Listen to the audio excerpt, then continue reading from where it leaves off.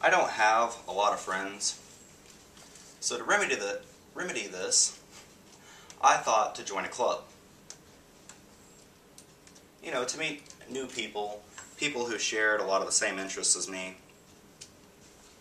While looking through the different clubs that are available to join, I saw one of particular interest to me, Sex Addicts Anonymous. When you hear the term Sex Addicts Anonymous, you tend to think it's going to be a little sexy, a little saucy, a little mysterious. It fucking isn't. It's a pornless, wankless, sexless club for people who love porn, wanking, and sex. The name's a little misleading, in my opinion. My girlfriend left. She ran away. I had been seeing her for a while, and I decided that it was time to take things to the next level. Contact. And I heard that love brings you down, so I put her in my basement. If you're going to kidnap a person, you have got to stockpile duct tape. Otherwise, the whole plan just really goes to hell. I had a lot of things that I wanted to try with her too. You know, new things, new experiences. I ended up having to do them on my own. Like anal sex. Oh, God.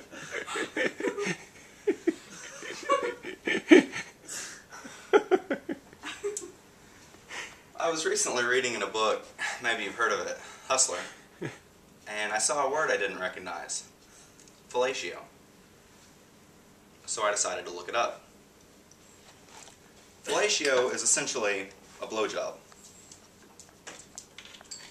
I just think that's a mouthful. Speaking of mouthfuls, the largest clitoris ever recorded was over 13 inches long. 13 inches of clit. What are you supposed to do with that? Do you give her a hand job? Do you give her a blowjob? Do you bend over? Maybe you sword fight and see who comes out on top. I figure all guys masturbate. I don't know about ladies, but if they don't, they're missing out.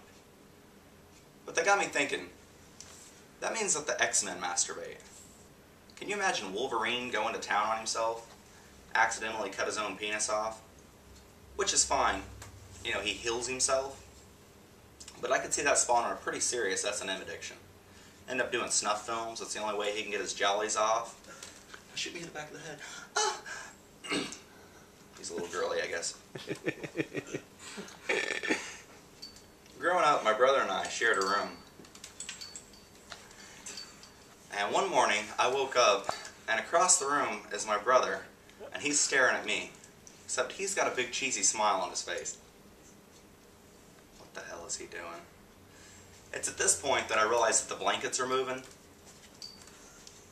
I just pulled the blankets over my head and waited for him to leave. 10 seconds later, he did. I asked him later, dude, why are you jerking off and staring at me? He said, I wanted to make sure you weren't going to wake up. I said, well, I know you had to have seen me open my eyes. You definitely had to see me pull the blankets over my head. He said, yeah, no, I knew you were awake. That's why I was smiling. But I figured you had already caught me. I might as well finish it off. I'm always paranoid that, you know, if I die or something, my mom will find my sex stuff.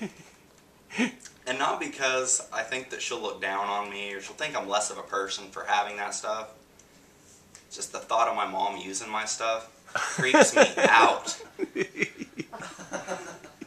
So I decided that the best thing to do would be get a safety deposit box.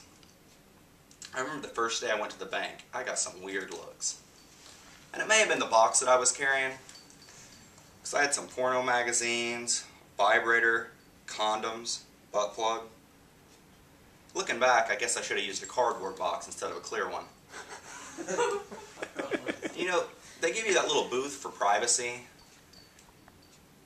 I found out if you make noise in there, they'll come and check on you. The manager came in. Is there something I can help you with? No thanks, this is a solo job. I went into a gas station. There was an Indian man behind the counter. Dot, not feather. And I walk up to the counter. What I intended to say was, how's it going? What came out was, how? He just looked at me like I'm an asshole. In my head, I'm thinking, why the hell did you say that? But I just try to play it cool. Yeah, I need $40 on pump 11. He just glares at me, takes the money. I walk out. Thank God that's over. Lucky me. I got to go back in for a receipt. I go back in. He doesn't say anything. He just glares at me the whole time. Yeah, I need a receipt for that gas on pump 11. He hands me the receipt. I go to walk out. Just as the door's about to close, I hear him yell after me, "Get there done!" Oh my God! Blew my mind. I had no idea there was rednecks in India. So I went to Walmart the other day. I was trying to go to Target, but I missed. And I don't know if you know this, redheads don't generally like each other. And I saw a redhead on the other side of the store, and he saw me, and I know exactly what he was thinking, because I was thinking the same thing. Douchebag.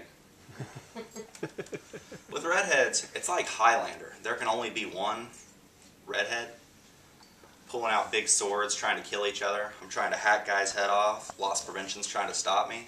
You don't understand. I almost got a job at a massage parlor, but I decided not to take it.